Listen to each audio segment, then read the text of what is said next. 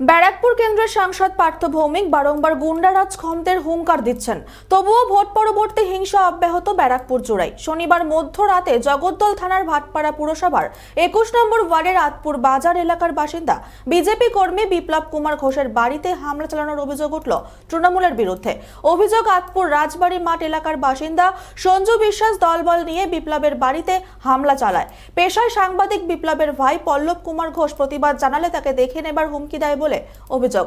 BJP কর্মীর মা চন্দনা ঘোষ জানান, একজন ওপরে এসে গেট ভেঙে ভেতরে ঢোকার চেষ্টা করছিল, কয়েকজন নিচে দাঁড়িয়েছিল। তার অভিযোগ, দুই ছেলেকে ঘরে ঢুকে ওরা মারার চেষ্টা করেছিল। ঘটনার পর থেকে আতঙ্কে ঘোষ পরিবার। এই ঘটনা নিয়ে স্থানীয় কাউন্সিলর বিপ্লব মালো বলেন, ঘটনার সঙ্গে রাজনীতির কোনো যোগ নেই, প্রশাসনকে যথাযথ ব্যবস্থা নিতে বলেছি। সঞ্জু বলে একটা ছেলে এসেছে, হঠাৎ আমি শুয়ে পড়েছিলাম, তারপরে দেখছি একটা বিপ্লব বলে ডাকছে। আমি শুনুকে ডাকলাম, শুনু, আমার ছোটো ছেলেকে শুনুকে ডাকলাম, শুনু ওখানে শুয়ে পড়েছে। ওকে বলছে যা গিয়ে, ও গেট ভেঙেতে ঢুকতে পারবে না, কিন্তু কীভাবে গেটটা খুললো বুঝতে পারলাম না।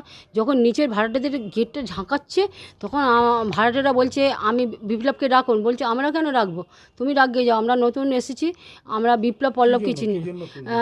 আমার ছেলে বোধহয় ওই বিজেপি করে বলে না কি জানি না, আমি বুঝতে পারিনি। কিন্তু ছেলে তো আমার দুদিন হলো বাড়িতে আছে, তার আগে তো বাইরেই ছিল। কিন্তু এখন আমার ছোটো ছেলেকে বলছে তুই নিচে সকালে বেরোবি না তো, তোকে এই আমার কালকে থেকে হাত পা এমনি নার্ভের প্রবলেম আছে, কালকে থেকে আমার প্রচণ্ড হাত পা কাঁপছে, বুক ফাঁক করছে, আমি ঠাকুর পুজোই করতে পারিনি, এখন গেছি চান করে। এলাকার কাউন্সিলর বলছে যে এটার সঙ্গে কোনো রাজনৈতিক সম্পর্ক নেই, এটা অন্য কোনো কারণে থাকতে পারে বলছে। আমি সেটা বলতে পারবো না, আমি বলছি যে না, যদি থাকে তার বিরুদ্ধে কঠোর ব্যবস্থা নিতে বলেছে। হ্যাঁ সেটা বলছি, কালকে রাত্রিবেলা যে আপনাকে এই যে একটি ছেলে এসে থ্রেট করলো, তার নাম কি? সঞ্জু বিশ্বাস। তাকে চিনতে পেরেছেন আপনারা? আমি তো ছোটো ছেলেটাকে বাঁচাচ্ছি, ও তো গেটের সামনে এগিয়ে গিয়ে যাচ্ছে, ভাবছি, আর ও খুব বাজে বাজে কথা বলছে। আমি ওকে বাবু বলছি, এ বাবু তোমার আমি মায়ের মতন, তুমি এ করছো কেন? তখন ওকে বলছে তোর বোনকে ডাক, তোর মাকে ডাক, তোর মা বোন আমাকে কাউন্সিলর পাঠিয়েছে, এইসব উল্টোপাল্টা বলছে।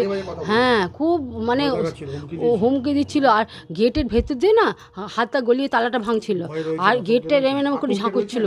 প্রচুর আতঙ্ক মানে আমার ছেলেটা গেল কিনা আতঙ্ক, এই বেশি ছোটোটা উপরে অ্যাটাক করলো না কেন বুঝতে পারছি না। ছোটোটা তো সর্বৈবভাবে এটা অস্বীকার করছি, এর সাথে তৃণমূল কংগ্রেসের কোনো সম্পর্ক নেই। কারণ তৃণমূল কংগ্রেস মনে করে না যে যে যে রাজনীতি করতে পারে, বিশেষ করে ব্যারাকপুর সাব ডিভিশনের কথা যদি আমি বলি, ব্যারাকপুর লোকসভায় আমাদের যে এজেন্ডা ছিল যে গুন্ডারাজের বিরুদ্ধে, আমরা গুন্ডারাজ খতমের পক্ষে, মানুষ আমাদেরকে নির্বাচিত করেছে, আমাদের সাংসদ জিতেছেন। ঘটনাটা গতকাল রাত্রে কেউ বা কারা গিয়েছিল, একটা ছেলের নাম পাওয়া গেছে, সেই ছেলেটার নাম বলছে সঞ্জু বলেছে রাজবাড়ি থাকে, রাজবাড়ি বলে যে ছেলেটা সঞ্জু, সে কোনো পার্টির সাথে জড়িত নেই।